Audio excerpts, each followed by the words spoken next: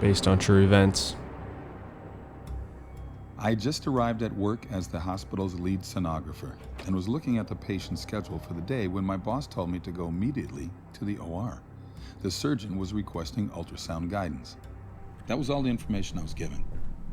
I had no idea what I was walking into. I wheeled the ultrasound machine into the OR.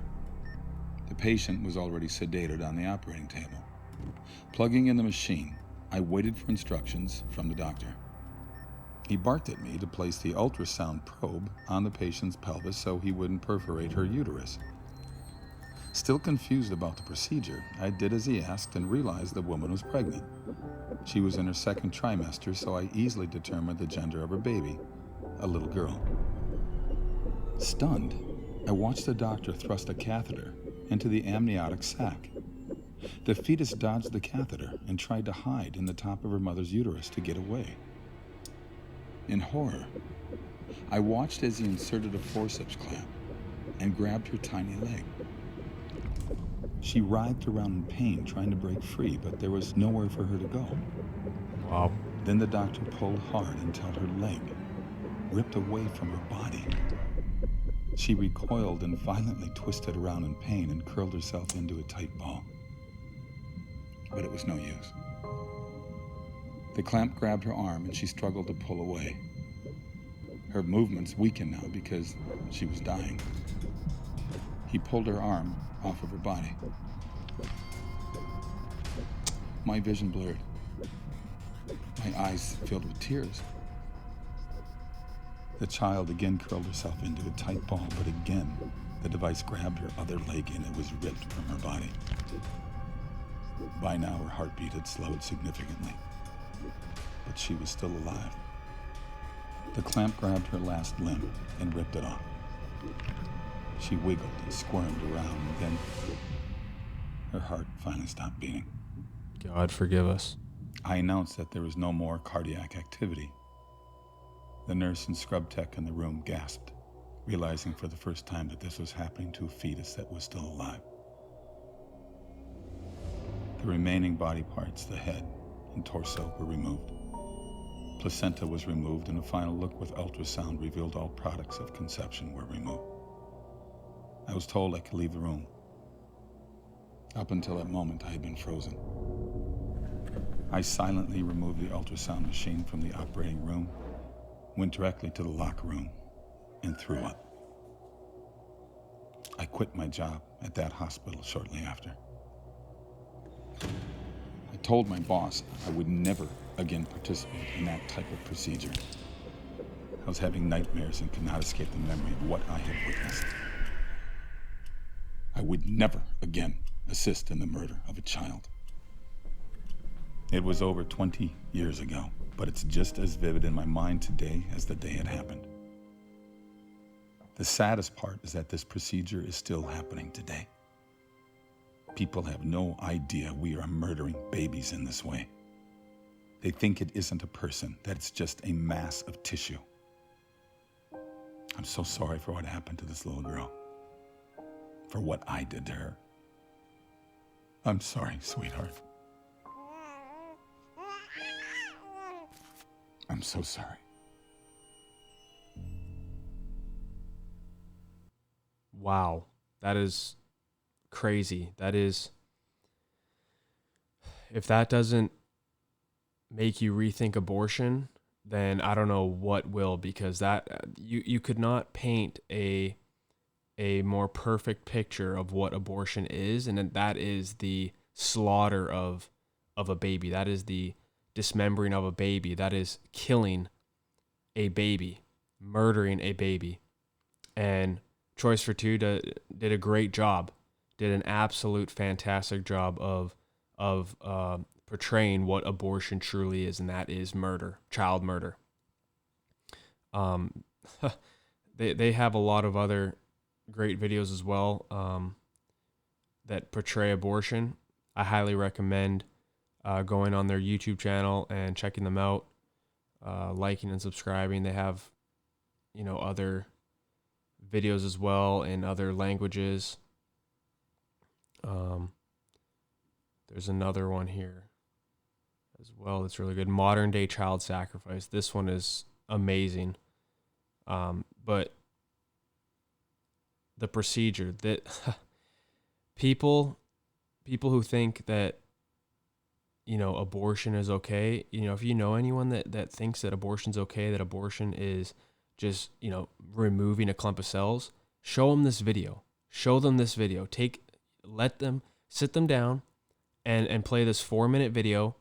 And if they still have not changed their minds, then that person, your friend or whoever it is, you need to distance yourself from them, because they are complicit and okay with child murder, the killing of the innocent. And you should not be friends with that person. Paul talks about this in the Bible. You should not. What good comes from light mixing with darkness? There is no good. You cannot, good people cannot mix with evil people, cannot be friends with evil people. And so if you have friends or family members who are pro-choice, show them this video, show them these resources. And, if they're still pro-abortion, pro-murder, then just distance yourself from them and pray for their souls, because their souls are in danger of going to hell, because this is such a serious issue. God does not play around when it comes to life, when it comes to innocent life. God does not play around, and he has said all throughout his scripture, how the evils of child sacrifice and the evils of murdering the innocent. If you just look at, Jeremiah, Deuteronomy, Leviticus, Psalms, more Jeremiah, Hosea, Ezekiel, all these scriptures talk about, passing our children through the fire, and how it is an abomination to the Lord when we murder our own children. It is an absolute abomination. And God, I said this in my last video as well, God literally said, any parent that gives their offspring to Molech shall be put to death, shall surely be put to death. God commanded capital punishment for parents who murder their own children. And God sets the standard even higher. He says, if the people of the land, however, should ever disregard that man that, offers his child up to Molech and kills his child, when he gives any of his offspring to Molech, so as to not put him to death. So any man who does not put to death a parent who kills their own child, God says this, then I myself will set my face against that man and against his family, and I will cut off from among their people both him and all those who play the harlot after him by playing the harlot after Molech. So God he'll say, you know what, if you turn your face away from abortion, from, these child murderers, these parents who murder their own children, and these doctors who murder children, if you turn your face away from them, and if you don't call it out, if you don't execute justice, then I myself will turn my face away from you. So God is not playing around here. This is a serious, serious issue. And Jesus also says in Matthew 18:6, if anyone causes one of these little ones, those who believe in me, to stumble, it would be better for them to have a large millstone hung around their neck and to be drowned in the depths of the sea.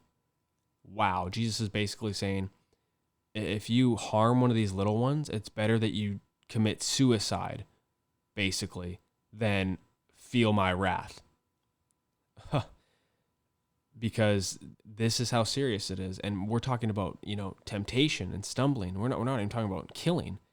So could you imagine, if someone tempts a little one to cause them to stumble, and Jesus is saying it's better that you kill yourself than to do that? How much more is God saying if you murder and sacrifice and kill a little one? How much more should you kill yourself than to do that? I mean, this is serious stuff. I don't think Christians realize how serious this stuff is. And this is not a political issue. It is a political issue, but it's not just a political issue. This is a salvation issue. This is a moral issue, a biblical issue, a political issue, a scientific issue. This is an issue that affects every area. And we as Christians need to get this right. You cannot be a Christian and be pro-death, be pro-choice, pro-abortion. You cannot. It goes against God's nature. God is the God of life, of the God of protection. He is the good father. He is not a bad, murderous father who kills his children. And so we as Christians need to get this. We cannot be, we need to make it very clear to people who are pro-abortion, pro-death, that we are not on your team. We're not unifying with you. We do not unify with the devil and people who are possessed by demons and the devil. This is a demonic practice. It's evil. Its roots are found in feminism, because feminism is a evil death cult. And we need to, as Christians, call this out. And we cannot team up with darkness and people who promote death. So this is my review. I think it was great. Choice for Two. We need to support them. We need to like and share their stuff, send them money to continue doing these projects, working on these projects. And so God bless them. May God protect them. And until next time, keep roaring the truth.